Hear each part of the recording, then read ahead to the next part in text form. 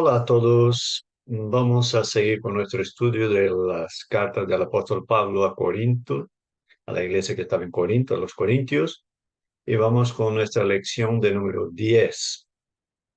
Y entramos ya al final de la primera carta de Pablo a los Corintios, donde vamos a estudiar el capítulo 15 y el capítulo 16 de la primera carta de los Corintios. Entonces ya el capítulo 16 es el último de la primera carta y vamos entrando ahí ya para concluir, ¿no? Las 10 primeras lecciones y la primera carta a los Corintios. Muy bien. Entonces, por hacer un resumen de lo que hemos visto desde el capítulo 1 hasta ahora, ¿no? Y hasta el capítulo 16, vamos a ver que las creencias correctas tienden a producir una conducta correcta. Entonces, Pablo en toda la carta de Primera de Corintios trabaja la corrección de conducta, ¿no? Aunque teniendo una fe verdadera en Cristo, uno puede tener una conducta equivocada si su entendimiento, ¿no? Si su creencia no está bien direccionada en relación a la palabra, la interpretación de la palabra, ¿no? Entonces Pablo va corrigiendo todo eso y va corrigiendo la conducta de la iglesia en Corinto, ¿no?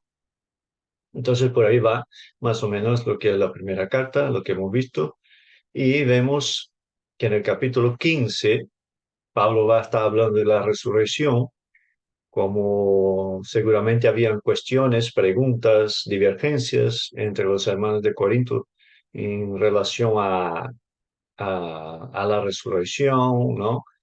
Y Pablo va a esclarecer, ¿no? La importancia de la resurrección en la predicación del Evangelio y en la obra del Señor Jesucristo, ¿no?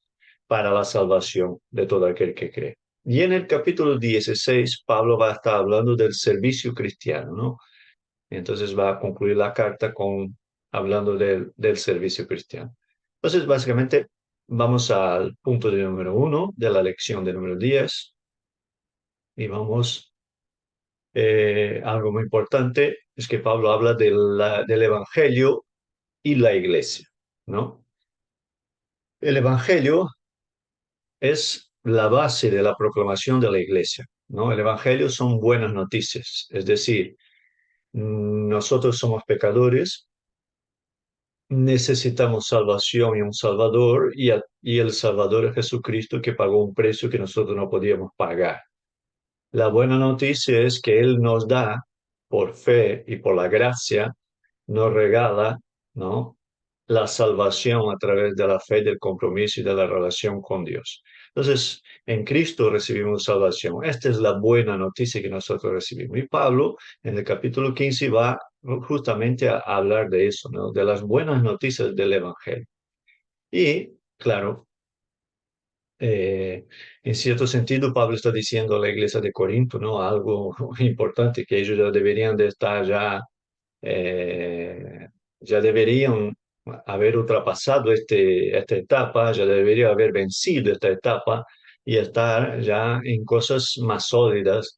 Pero, infelizmente, Pablo, por poner base, fundamento a todo lo que está enseñando, tiene que volver a hablar de cosas básicas como la salvación, el evangelio, ¿no?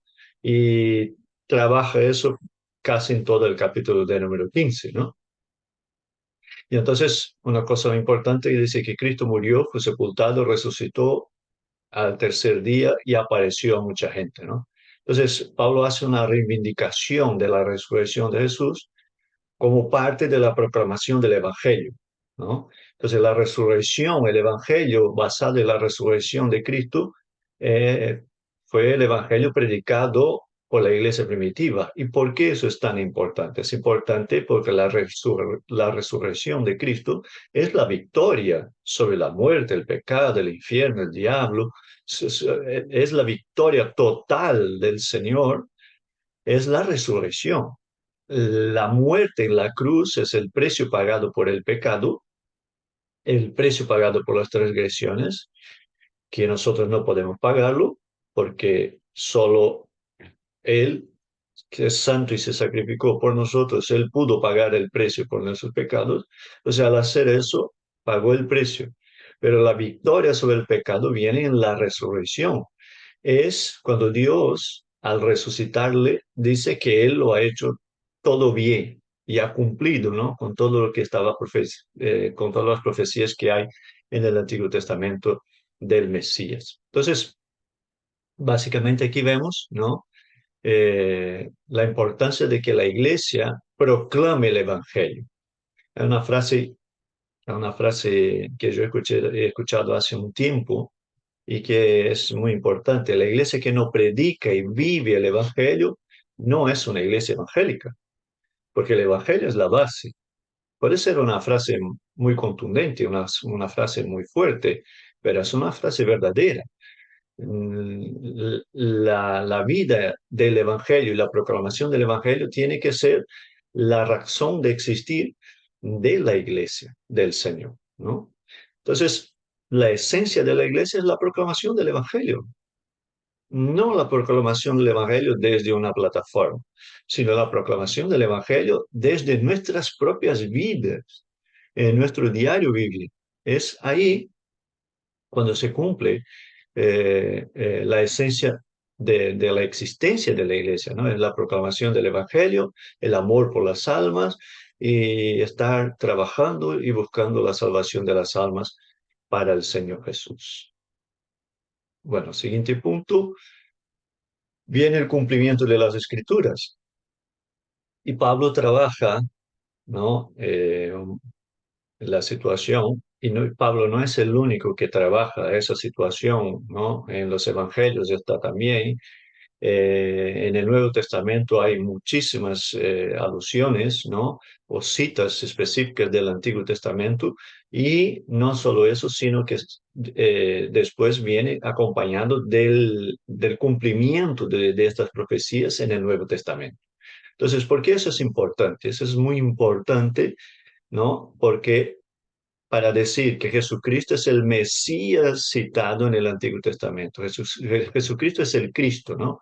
Mesías es la palabra hebrea del Antiguo Testamento y Cristo es la palabra del mismo significado para el Nuevo Testamento del griego Cristo, ¿no? Cristo, Mesías. Entonces, Jesucristo es el Mesías profetizado en el Antiguo Testamento, ¿no? Él es quien cumple las profecías. Y a través de eso da base de que Dios está trayendo salvación a la humanidad a través de la obra de Jesús.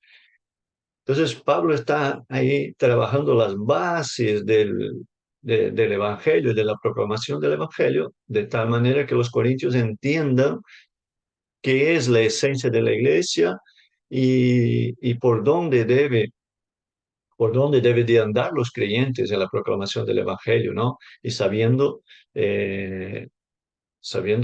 citar de que en el Nuevo Testamento se cumple lo que se había profetizado en el Antiguo. Bueno, el cumplimiento de las profecías del Antiguo Testamento están en los relatos de los Evangelios, citados por casi todos. Es verdad que el Evangelio de Mateo es quizá el evangelio que más cita el Antiguo Testamento, y eso tiene una explicación, porque los cuatro evangelios tienen cada uno una función específica. Podríamos decir que el evangelio de Mateo se escribió a los hebreos, el evangelio de Marcos se escribió a los romanos, el evangelio de Lucas se escribió a los griegos, y el evangelio de Juan es un evangelio universal que habla de Jesucristo como Dios. Entonces, al citar eso, ¿no? Como algo más específico, vemos que Mateo cita 53 veces, a 53 alusiones, perdón, hace del Antiguo Testamento y 76 referencias del Antiguo Testamento cita Mateo en el Evangelio. Entonces, ¿por qué lo hace? Porque está hablando a los hebreos y los hebreos conocen muy bien el Antiguo Testamento y justamente lo está citando para dar fundamento, ¿no? Para dar verdad a todo lo que está ocurriendo y diciendo, mira, en la vida de Jesucristo, en la vida de la iglesia, está ocurriendo lo que se profetizó en el Antiguo Testamento. También lo hicieron Marcos y también lo hicieron Lucas y Juan, pero Mateo creo que lo hace con más frecuencia. Pero ¿qué quiere decir? Que el cumplimiento del Antiguo Testamento en la vida y ministerio de Jesús es es algo que se ve claramente. De hecho, si nosotros citamos el Isaías capítulo 53, que es un texto mesiánico muy conocido, es decir, es un texto que habla del Mesías y es muy conocido, muy claro, muy directo, muy objetivo, hablando del Mesías, se cumple perfectamente la obra de muerte y resurrección de Jesucristo. Entonces lo vemos claramente ahí, en Isaías 53, describiendo la muerte del Señor, resurrección, ¿no? Entonces, eh, ¿por qué Pablo está hablando de todo eso? Porque está hablando del cumplimiento de la palabra. Dios lo prometió, Dios lo cumplió y lo cumplió en la vida de su Hijo Jesucristo de Nazaret. Esa es la base para la predicación del Evangelio del Señor Jesucristo como, Señor, como Salvador de la humanidad, ¿no? Entonces, eso es algo importante que debemos de tener presente, que Pablo desarrolla en el capítulo de número 15, ¿no? Y va dando argumentos, va dando instrucciones. Quizá incluso está recordando a la iglesia de Corintios cosas que ya había enseñado. Si ahí se habían pasado más o menos entre 4 y 5 años desde que él estuvo con la iglesia y ahora que está escribiendo la carta. Entonces se había pasado un tiempo y está recordando a los corintios cosas importantísimas, ¿no? Aquí en el cumplimiento de la escritura.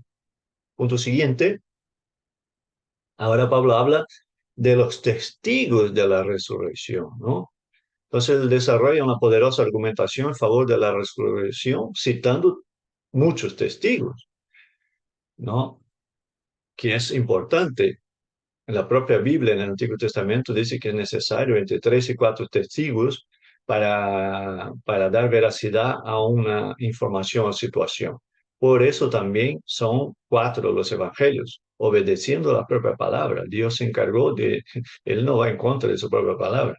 Entonces se encargó de que fueran 4 evangelios para el cumplimiento de este requisito de veracidad. Entonces Pablo ahora habla de los testigos de la resurrección, ¿no? Durante 40 días Jesús se dejó ver por muchos testigos como prueba irrefutable de su resurrección. Primero, no, las hermanas que lo vieron ahí cerca del sepulcro, después él aparece a los apóstoles, a los discípulos, a los de camino de Emaús, después a 500 personas que le han visto. Entonces, Pablo está diciendo lo siguiente, hay testigos que han visto a Jesucristo resurrecto.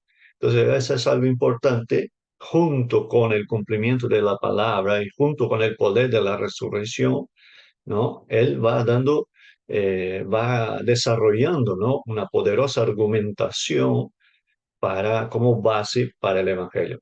¿Por qué lo hace? También es verdad que en la iglesia primitiva, en los primeros tiempos, hubo mucha gente que decía muchas cosas que no eran real, que no iban de acuerdo con con lo que el Evangelio de Jesucristo, la predicación de Jesús estaba establecido.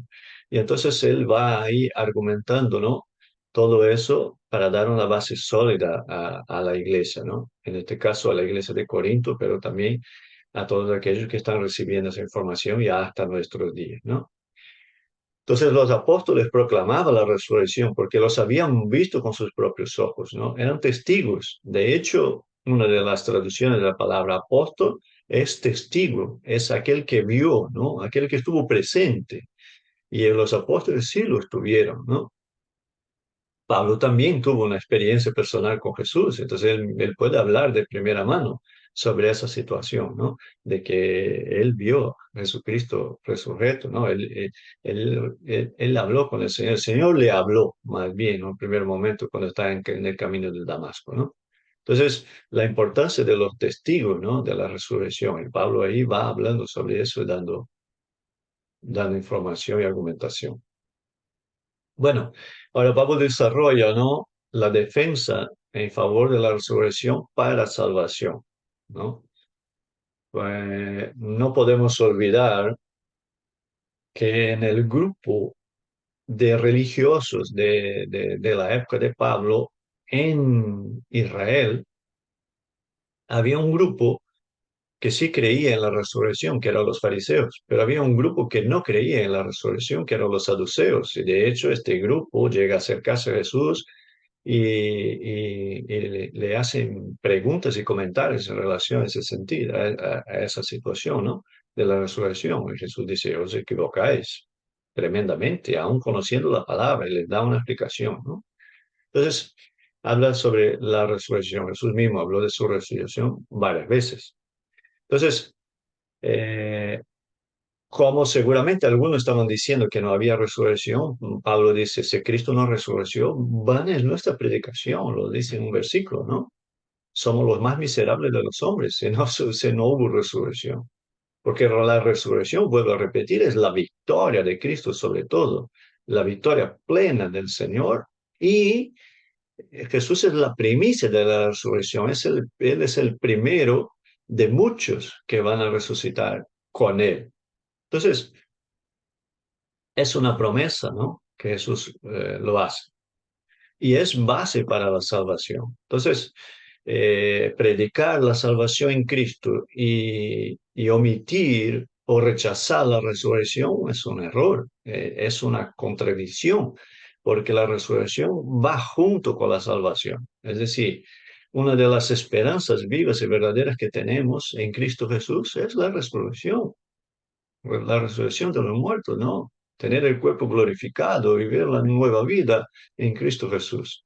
Entonces, la victoria de Cristo en la resurrección nos regala la salvación, es decir, a través de su victoria, la consumación de su victoria, la resurrección, nosotros tenemos salvación.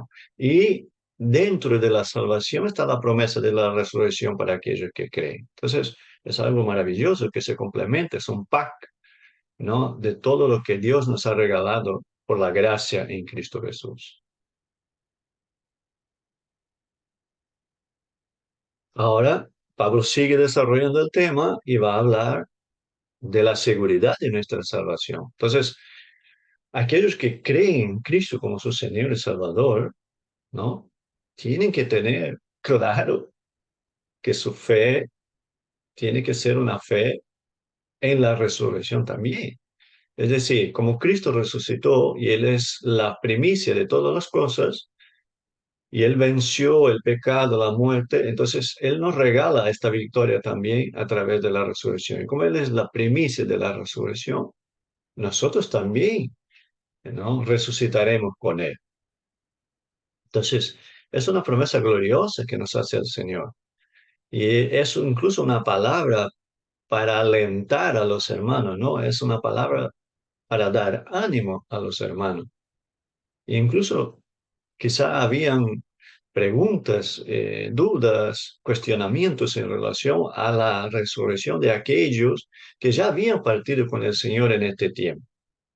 Entonces, por eso Pablo está trabajando todo este tema, explicando de la importancia de la resurrección. Entonces, si Cristo resucitó, nosotros también resucitaremos. Y si Él fue vivificado, es decir, recibió un cuerpo glorificado, nosotros también seremos vivificados en Él. Nosotros también recibiremos un cuerpo glorificado. Entonces, y ahí Pablo explica algo importante, donde quizá algunos se equivocan, y hay ahí algunas líneas teológicas que se equivocan en este tema, y es que una es la resurrección espiritual, que es el nuevo nacimiento.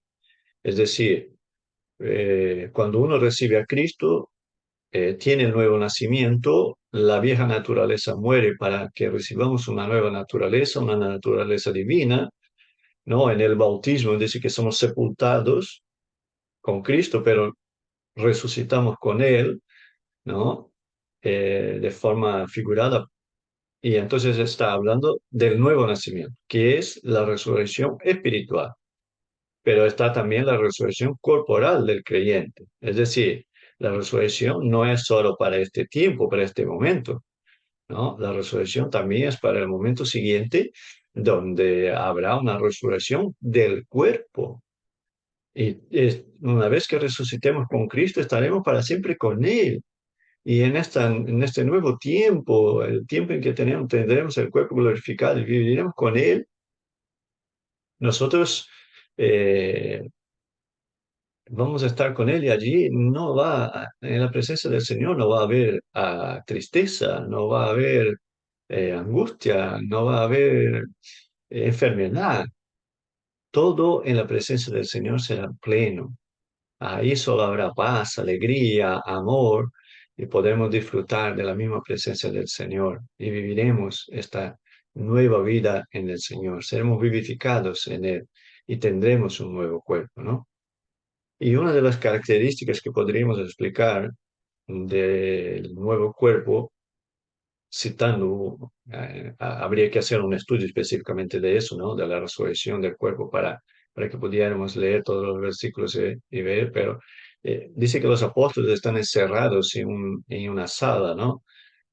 Incluso con miedo después de la muerte de Jesús, y Jesús se presenta en esta sala, ¿no? Entra ahí y no entra por la puerta, él simplemente entra.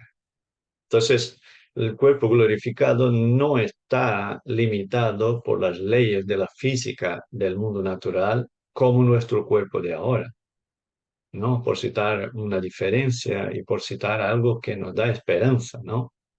Y ahí entonces seremos vivificados con el Señor. Siguiente punto, el establecimiento del reino de Dios, ¿no? Pablo sigue trabajando la cuestión del Evangelio, de la predicación del Evangelio, de las bases para la predicación del Evangelio, la resurrección, ¿no? La victoria de Jesús. Y entonces él habla de que en realidad la iglesia trabaja para establecer el reino de Dios, ¿no? Que también citado en los Evangelios como el reino de los cielos, que es lo mismo, el reino de Dios, el reino de los cielos es lo mismo. Entonces, somos parte del reino de Dios cuando recibimos a Cristo como el Rey de nuestras vidas, ¿no? Como el Señor de nuestras vidas, como el Salvador de nuestras almas. Jesús no es solo Señor ni es solo Salvador. Jesús es Señor y Salvador, Salvador y Señor. Y una vez que Él es el Señor de nuestras vidas, nosotros ya no somos dueños de nuestras vidas y nuestras vidas están en sus manos. Y yo costumbro decir que el mejor lugar para estar es en el centro de la voluntad de Dios. Y en el centro de la voluntad de Dios seremos felices, seremos plenos, seremos llenos del Espíritu, porque su voluntad es buena, es perfecta y agradable. Entonces, el propio Jesús habló de su reino muchas veces, ¿no?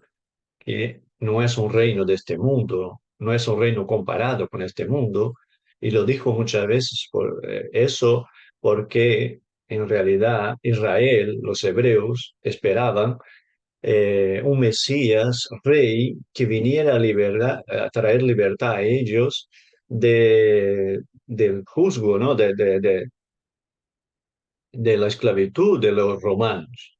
Ellos esperaban un Mesías carnal para el tiempo físico de Israel. Y Jesús dice, no, mi reino no es de este mundo. Entonces, Él viene a establecer un reino espiritual y eterno, no temporal, no para este mundo, no solamente para la nación de Israel, sino un reino eterno, ¿no? Entonces, Jesús envió a sus discípulos mismos a predicar el evangelio del reino de Dios. Porque es verdad, y eso debemos de tenerlo muy presente también, que hay un reino espiritual de la maldad que gobierna el mundo, ¿no? Entonces, en contra de este reino de la maldad, del pecado, está el reino de Dios. Y cuando el reino de Dios se establece en la vida de una persona, Cristo es el rey. Y entonces esa persona vive una nueva vida. Y el triunfo final y absoluto del reino de Dios nos inspira a vivir por Cristo. Porque la victoria del reino de Dios no es como la victoria de los reinos terrenales y temporales de nuestros días o anteriores a nuestros días. Porque todo lo que se vive en la tierra y en los reinos terrenales es efímero y pasa. Los reyes pasan, pero Dios no. Y su palabra tampoco pasa, se cumplirá. Entonces, en eso, en la predicación del reino, ¿no? Como parte de la proclamación del Evangelio, establecemos que Jesucristo es el Rey de Reyes y Señor de Señores, y es el Rey de nuestras vidas. Y su reino es el mejor reino, el único reino eterno establecido por Dios, en el cual vivimos ya en este momento en Cristo. Y lo viviremos más cuando Jesucristo venga, ¿no? Y entonces recoja a toda la iglesia en el arrebatamiento, que ya sería para un otro estudio y para otro momento, ¿no? Pero Cristo es nuestra esperanza y vivir en su reino, ¿no? Es nuestra alegría y eso nos inspira, ¿no? Cada día. Siguiente punto, la promesa de nuestra resurrección. Entonces, aquí Pablo, Pablo está trabajando en el capítulo 15, ¿no? Y está hablando de la resurrección y está trabajando la promesa de la resurrección. Primero, el propio Jesús habló de la resurrección como promesa, ¿no? En Juan 14, 19, vamos aquí a citar uno solo versículo, pero podríamos citar muchísimos versículos, ¿no? Y hacer un estudio solo sobre la promesa de la resurrección. Entonces Jesús dijo, porque yo vivo, vosotros también viviréis. Es decir, mi vida en vosotros es lo que les da la vida verdadera, para esta vida y para la vida venidera. Y ahí Jesús habló mucho de eso también, ¿no? Aunque en algunos momentos los discípulos, los apóstoles no entendieron lo que estaba diciendo, pero después sí que lo entendieron, ¿no? Principalmente después de su muerte y resurrección y cuando apareció a ellos. Entonces, y Pablo lo confirma, confirma esa promesa hablando de que todos seremos transformados, ¿no? Al final del capítulo 15, ¿no? El versículo 51. Entonces está hablando, ya está hablando de del cuerpo glorificado, de lo corruptible que se transforma en incorruptible, es decir, del cuerpo terrenal que se transforma en el cuerpo eterno, el cuerpo glorificado, ¿no? Y ahí Pablo habla del cuerpo natural, el cuerpo que nosotros tenemos ahora, y del cuerpo espiritual, que también podemos llamar de cuerpo glorificado, que vamos a tener igual que Jesús lo tiene desde que resucitó. Entonces, habla ahí claramente sobre la promesa de la resurrección, ¿no? Tenemos esta promesa, como todas las promesas que Dios hizo, las va a cumplir en el nombre de Jesús. Seguimos y ahí Pablo sigue desarrollando el tema, ¿no? Sigue desarrollando el tema de la proclamación del Evangelio, del reino, de la resurrección, y dice que la victoria en Cristo es completa, es plena. Es una victoria no solamente sobre el pecado, no solamente sobre la muerte, no solamente sobre el diablo, no solamente sobre el infierno, sino que es una victoria completa, plena. Lo recibimos todo en Cristo. Es una victoria total, ¿no? Entonces, cuando recibimos a Jesucristo como nuestro Señor y Salvador y caminamos con Él y vivimos con Él, ¿no? Está garantizada la victoria sobre la muerte. Nosotros podemos pasar por la muerte, pero la venceremos a través de la obra de Jesucristo y Él nos resucitará en aquel gran día. Y esta es una esperanza viva y verdadera para la iglesia. La victoria sobre el pecado, es decir, en el momento que seamos nosotros resucitados en Cristo, nosotros ya no viviremos bajo el juzgo, ¿no? Del pecado, sino que viviremos libres. Ya somos libres en Cristo Jesús en esta vida, pero aún seguimos equivocándonos en muchas cosas. Pero después de la resurrección, del cuerpo glorificado, de la victoria completa y plena que Jesús conquistó en su obra y ministerio, entonces ya disfrutaremos de todo eso plenamente en la nueva vida venidera. Y ahí también la victoria sobre el diablo y el infierno, ¿no? Entonces, tendremos una victoria plena y completa en Cristo Jesús. Ahora ya entramos en el capítulo de número 16, donde Pablo habla del servicio cristiano por medio de nuestras ofrendas, ¿no? Entonces Pablo está hablando del servicio cristiano ahora y va a terminar la carta con la importancia del servicio. Y el servicio, ¿por qué Pablo también habla del servicio? Porque el servicio justamente es someterse a lo que nosotros habíamos hablado en otra lección, es humillarse, es estar a disposición de. Entonces, el servicio cristiano es algo de humildad, de gratitud, y es donde eh, viene en contra de todo lo que está ocurriendo en la iglesia de Corinto, ¿no? Donde muchos están pensando en sí mismos, en sus cosas, en sus privilegios, en sus pertenencias, en su vida terrenal y natural, y no han entendido muchas cosas del mundo espiritual. Y es cuando Pablo viene a completar la carta hablando sobre el servicio, la importancia de ponerse a disposición y servir a los demás, ¿no? Servir al prójimo, servir al reino, servir a la iglesia, servir en la iglesia.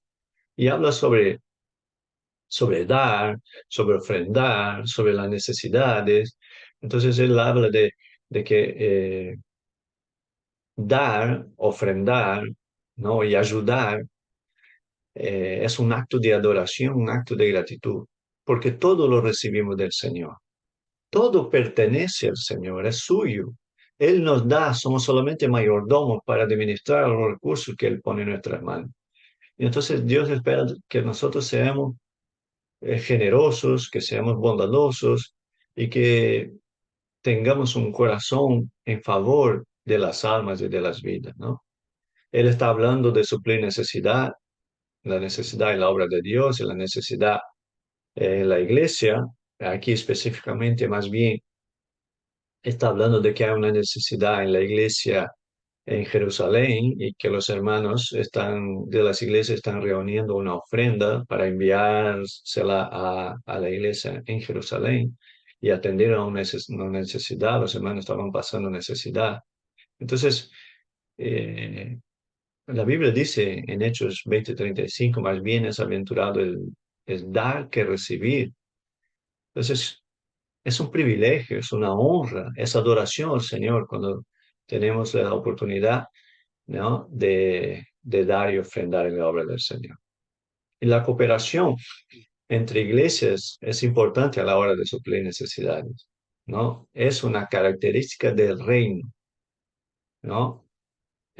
Cuando las iglesias comparten bendiciones, necesidades, ese es el pensamiento del reino, ¿no? Que va más allá de la denominación. Es el compartir de los hermanos, el compartir de las congregaciones, ¿no? De eso está hablando Pablo específicamente. Y sigue hablando ahora el servicio mediante el ir y enviar, ¿no? Y ahí Pablo está trabajando y hablando, ¿no? De hermanos que van, que vienen, que están sirviendo, que están haciendo cosas, llevando mensajes, llevando ofrendas, llevando predicación, ¿no? De un lado a otro y está compartiendo, dando información y dando instrucción en relación a todo eso. Y el lead es un mandamiento de Cristo, ¿no? Para la iglesia, que se cumple en el ministerio también de Pablo y de todos los hermanos citados en el capítulo 16, que estaban en viajes para servir al reino. Y es evidente de que Dios nos mueve en el reino de manera física también y nos lleva de un lugar a otro según su propósito, según la necesidad que Él vea. Él nos lleva como herramienta de un lugar a otro para servir según lo que Él tiene preparado, ¿no? Y eso es lo que estaba ocurriendo y está siendo citado por Pablo en el capítulo 16 y justamente es el cumplimiento del lead que está en los evangelios, ¿no? Y de predicar el evangelio a toda criatura, ¿no? Entonces, es el cumplimiento, ¿no? Los hermanos de la iglesia moviéndose para proclamación del evangelio, ¿no? La iglesia es una entidad viva donde los hijos de Dios se mueven según su voluntad para proclamar el evangelio, ¿no? Eh, Dios mueve a las personas en función de su propósito para la proclamación del evangelio. También mueve a los hermanos para ayudar, para consolar, para apoyar, ¿no? En otros lugares, en otras iglesias, en otras situaciones. Dios lo hace como Él quiere, porque Él sabe cómo hacerlo, cuándo hacerlo, de qué manera hacerlo y qué personas usar para determinada situación. Entonces, por eso Pablo está hablando del lead, ¿no? En el servicio a través de ir y de enviar. Y el último punto Pablo va a estar hablando de la fraternidad en el servicio cristiano, ¿no?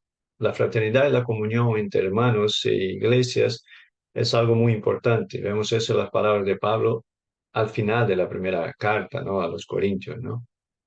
Es decir, tiene que haber una comunicación fluida entre hermanos e iglesias. Es necesario que haya.